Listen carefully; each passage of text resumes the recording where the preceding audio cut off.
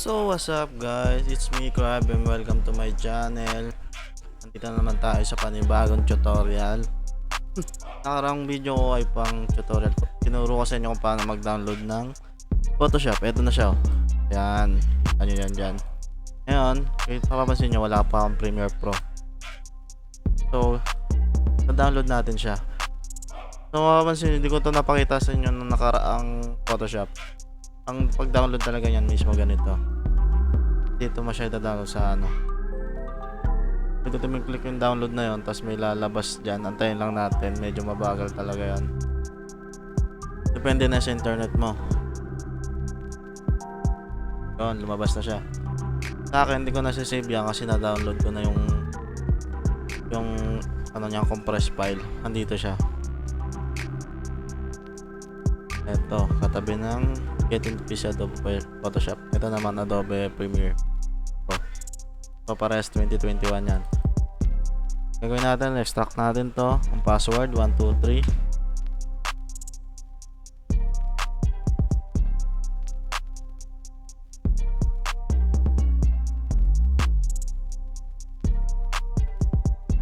Makakatulong sa inyo itong video na to.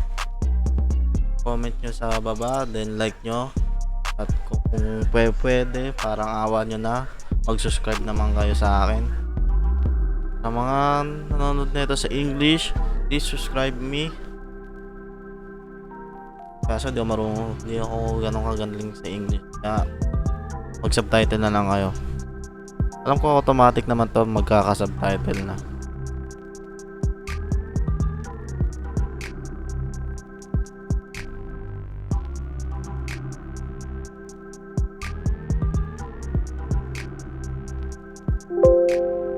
Ayun, na-download, na-extract na siya.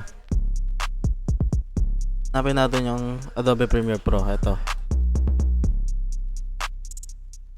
And setup. Bago natin na setup, tulad pa rin ng dati, Windows Security tayo.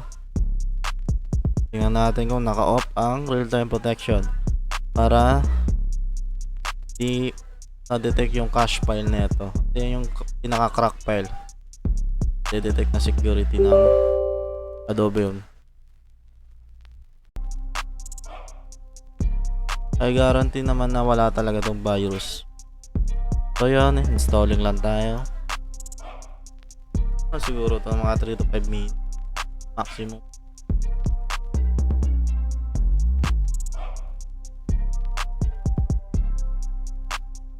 Ended ko nga pala lagay nyo yung file na to sa SD nyo para mas malaking cache file. At nakaiwalay dapat yung cache file. Pero sa akin kasi ang SSD ko 120GB tapos ang hard drive ko is 500GB nga lang. Pinagkakasya ko na lang sa SSD. Hanggat maaari sa hard drive ako naglalagay ng mga large file, mga larong hindi naman masyadong mga LAN game, tapos mga file videos. Pero kung yung mga daily drivers mo tulad ng Photoshop, photo editing, video editing, tapos yung mga larong online games na lagi mo nila at saka na SF, doon ko siya din na down sinesave sa cache file.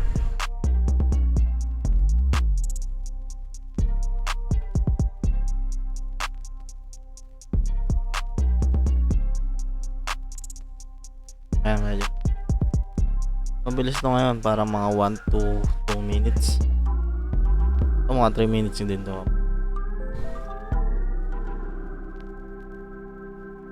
Mabilis lang to guys, saglit lang lang.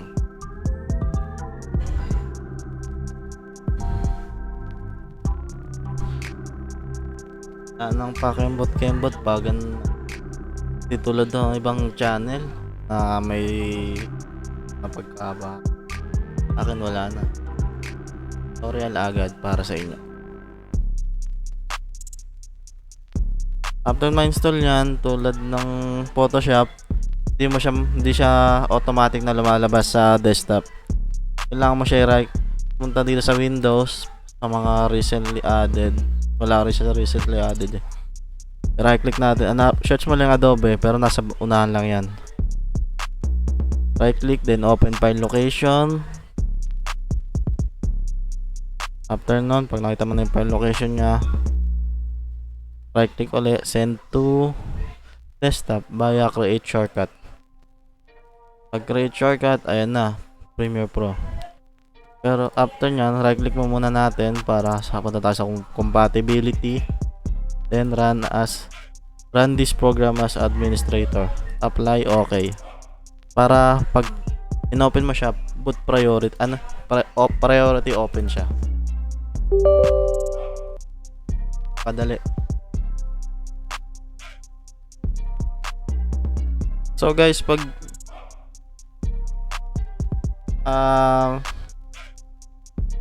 payo ko na sa inyo, kung gagamitin nyo to pang edit sa mga recording videos nyo gamit yung OBS, ang recommended ko sa inyo, gumamit kayo ng MP4 kaya MOV na video format. Kasi pag nag MKB ka, hindi siya supported ng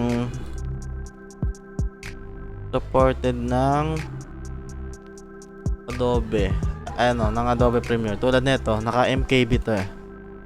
MKB yan.